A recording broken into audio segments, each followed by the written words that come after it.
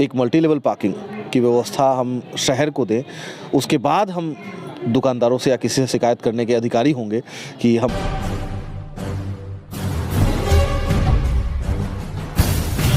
नमस्कार, आप देख रहे हैं एमएस न्यूज़।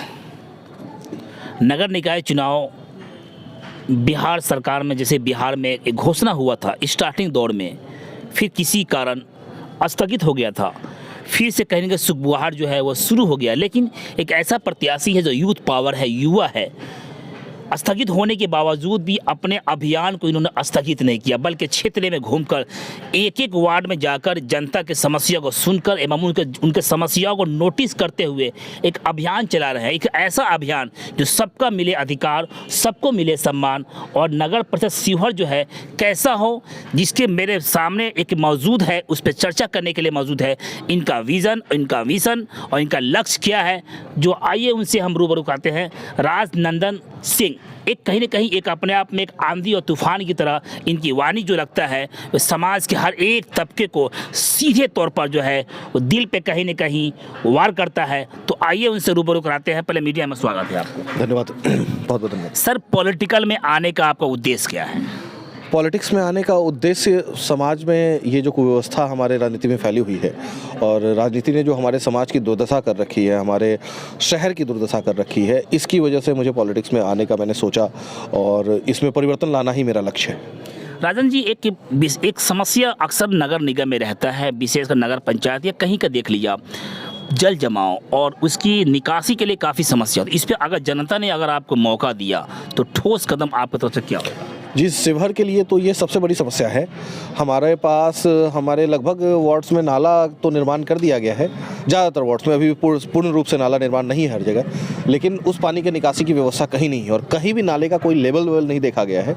सीधा नाला का निर्माण कर दिया गया है और मेरा मकसद है कि अगर मेरे को जनता का आशीर्वाद मिलता है, जनता का समर्थन मिलता है और मैं चुनकर आता हूँ, तो मैं नगर परिषद शिवहर को 5 साल के भीतर जल जमाव मुक्त कर दूंगा, क्योंकि इसमें समय लगेगा और प्लान्ड वे में करना है। जैसे तैसे करके सरकार का पैसा बर्बाद और जनता का पैसा बर्बाद करने से कोई फ़ायदा नहीं होगा।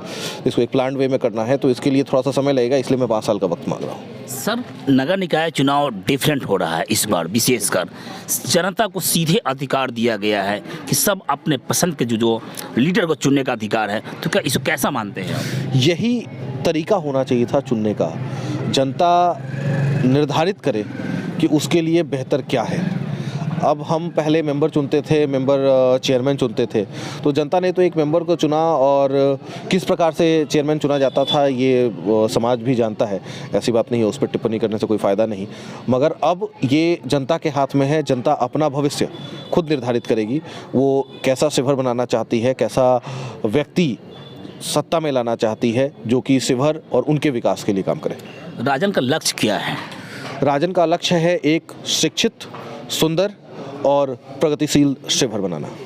सर, चुनाव से पूर्व में पॉलिटिक जितने भी राजनीति होते हैं, लोग काफ़ी बड़ी ही गंभीर, मतलब सुनहरे लक्ष्यदार घोषणा करते हैं, लेकिन कहीं जनता कहीं कहीं फंस जाती है। तो जनता कैसे विश्वास करे आप पर?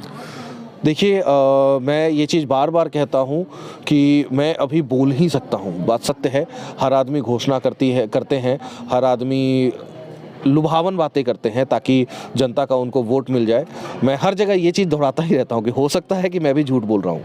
ये जनता को परखना है, जनता ने बहुतों को परखा है और गलती को दोहराना कहीं से सही नहीं होता। हाँ, बहुत से और भी कैंडिडेट हैं, जनता परखे, जनता जिसको कारगर मानती है, जो समाज का विकास कर सकता है, समाज के कल्याण के बारे में सोच सकता है, उसका एक विज़न हो शिवहर नगर परिषद के लिए, जनता उसको वोट करे। मैं बार बार कहता हूँ और मैं तो चुनाव में अपने लिए ज़्यादातर समय में वोट नहीं मांगता, मैं नोटा के लिए वोट मांगता हूँ कि अगर आपको कैंडिडेट कोई पसंद नहीं आ रहा है तो आप नोटा दबाइए, मगर अपने मत का इस्तेमाल पूरी ईमानदारी के साथ और ज़रूर कीजिए। सर, आपका मिशन और लक्ष्य क्या है? मेरा मिशन और लक्ष्य सिर्फ और सिर्फ अपने शिवहर का विकास है। शिवहर में जो समस्याएं हैं, सबसे बड़ी समस्या भ्रष्टाचार, उसका समाप्ति। उसके बाद शिवहर में शिक्षा के लिए काम करना।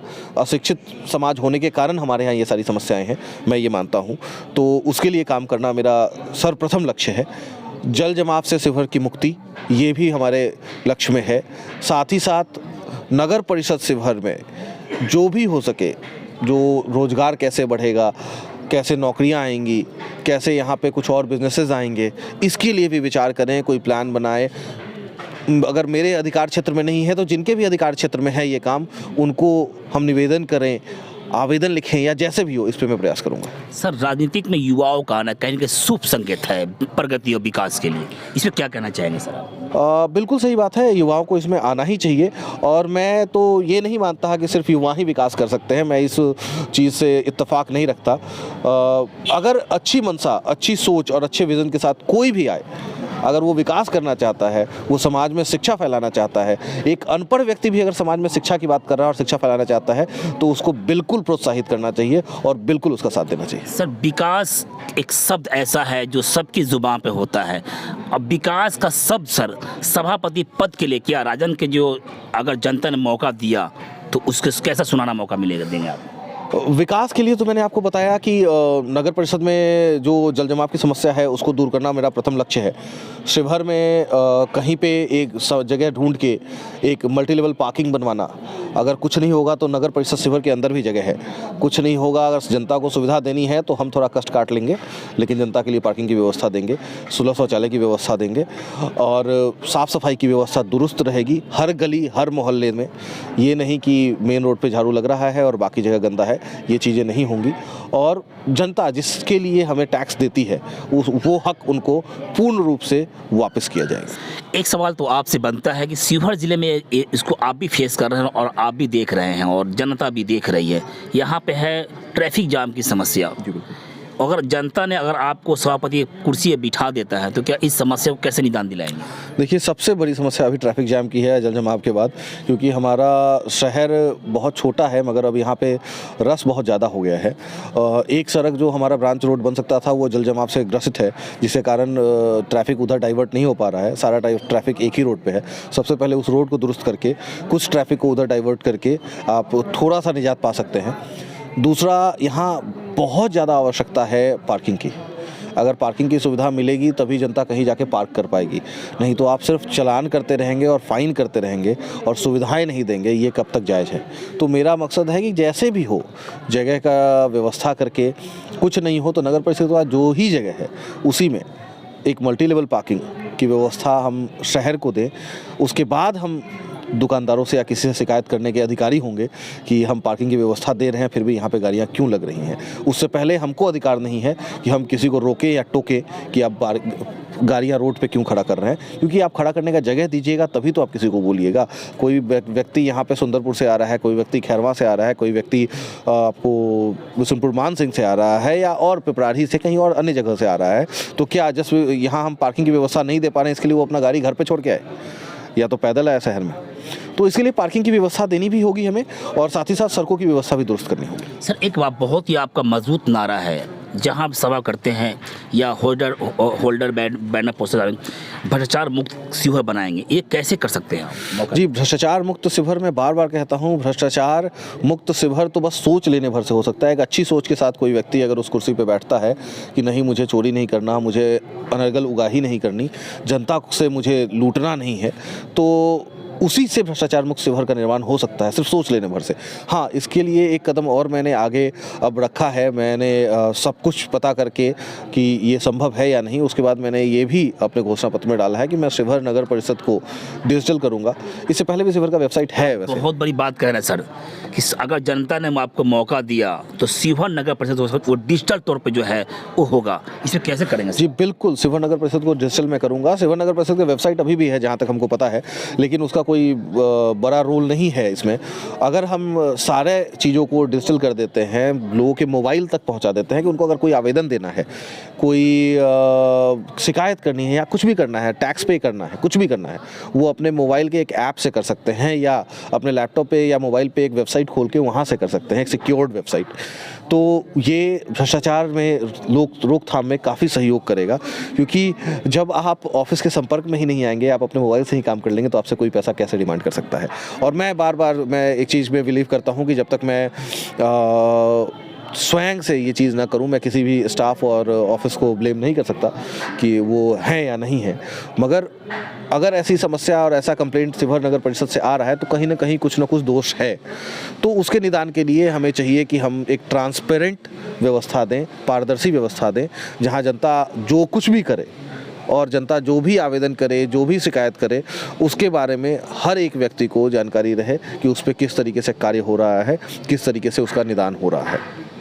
सर, पॉलिटिकल या किसी अन्य चीज़ों के लिए दो पार्ट होता है, एक पक्ष एक विपक्ष। जनता ने अगर पक्ष में बिठाया तो विपक्ष के लिए आप क्या करेंगे? जनता ने अगर पक्ष में बिठाया तो मैं भी विपक्ष का कोई मतलब मेरे नज़र में विपक्ष का तो समाज में सबसे बड़ा रोल है। ये अगर सत्ता कहीं बेलगाम हो रही है तो विपक्ष का काम है कि उसको लगाम में लाएं। विपक्ष का काम है कि जनता का काम हो सके। आप अगर राजनीति में आए हैं तो आपका फ़र्ज बनता है कि आप समाज का जो जिससे भी भला हो सके उसका सहयोग हमेशा करते रहें, उसके लिए आवाज़ हमेशा उठाते रहें। और अगर मजबूत विपक्ष होगा, अगर मजबूत विरोधी होगा तो सत्ता अपने आप काम करने के लिए मजबूर रहेगी। मगर हमारे यहाँ तो विपक्ष बोल के कुछ 20 सालों में हमें दिखा नहीं। जब तक चुनाव रहता है तब तक पक्ष और विपक्ष रहता है, चुनाव समाप्त होते ही सब कुछ पक्षी हो जाता है। जहाँ तक रही मेरी बात, तो मैं मानता हूँ कि अगर मैं सत्ता में आता हूँ फिर भी मैं जितने भी लोग हैं समाज में, प्रबुद्ध व्यक्ति या आम लोग, हर आदमी की राय से, हर आदमी का विज़न को समेटते हुए मैं काम करने का प्रयास करूंगा। हर आदमी की राय को एक बार सुनना और उसके बारे में भी लोगों से सुझाव लेना कि भाई अगर मैं, ज़रूरी नहीं है कि मैं ही सही हूँ, ये ज़रूरी नहीं है कि मैं जो सोच लूँ वही सही है, इससे अच्छा भी हो सकता है, इससे अच्छी भी सोच हो सकती है। तो अगर किसी की सोच है, कोई दूसरा व्यक्ति भी मुझे कोई सुझाव देना चाहता है तो मैं उसके लिए हमेशा अपना दरवाज़ा या अपना ऑफिस खुला रखूँगा। सर, आप युवा हैं, कहीं ना कहीं इस कुर्सी के पद से अगर आप इस क्षेत्र में आते हैं, अगर सेवा करने का मौका मिलता है तो हज़ारों युवाओं का एक आस से उम्मीद आपसे जुड़ जाएगी। उनके साथ साथ अधिकतर लोग जो बोल नहीं पाते हैं, जो अपनी आवाज़ को कह नहीं पाते हैं, क्या उनकी आवाज़ों को भी आप आवाज़ देंगे? बिल्कुल, और आज ये उन्हीं लोगों की आवाज़ मेरे गले से निकल रही है। अगर जनता दुखी थी, जनता परेशान थी, तभी वो चीज़ें मुझ तक आई और उसी भावना से जुड़ के मैं इस राजनीति में आया हूँ। तो उन्हीं की आवाज़ अभी मेरे से गले से निकल रही है और उनकी आवाज़ के लिए मेरा कान भी हमेशा खुला रहेगा। सर, आप क्षेत्र का भ्रमण कर रहे हैं, लगातार कर रहे हैं, स्थगित हुआ है लेकिन आपका हौसला स्थगित नहीं हुआ है, तो किस तरह का माहौल है, किस तरह का जनता का फीडबैक मिल रहा है? देखिए, क्षेत्र भ्रमण के पीछे मेरा मकसद ये था कि मैं जागरूकता फैलाना चाहता हूँ समाज में कि वोट को वो सिर्फ और सिर्फ एक 10 दिन का खेल ना समझें, हम लोग इसको सीरियसली लें, इसको गंभीरता से लें और इसको अपने और अपने बाल बच्चे के भविष्य का भविष्य से जोड़ के देखें। और अच्छा फीडबैक है, समाज का अच्छा सहयोग मिल रहा है, जनता का प्यार मिल रहा है, जनता का समर्थन मिल रहा है। रिज़ल्ट क्या होगा ये तो जनता जानती है बेहतर हमसे, मगर प्रेम और स्नेह की जहाँ तक बात करी जाए, बहुत प्रेम और बहुत स्नेह समाज के हर तबके, हर वर्ग से मुझे मिल रहा है, जिससे मुझे हिम्मत मिल रही है कि ये स्थगित हो या जो हो, मैं अगर एक परिवर्तन के लिए, वो भी व्यवस्था परिवर्तन के लिए, मैं बार बार इस चीज़ को दोहराता हूँ, चेहरा परिवर्तन मेरा मकसद नहीं, व्यवस्था परिवर्तन मेरा मकसद है। चेहरा बदलता रहे, व्यवस्था वही बनी रहे तो इसका कोई फ़ायदा नहीं।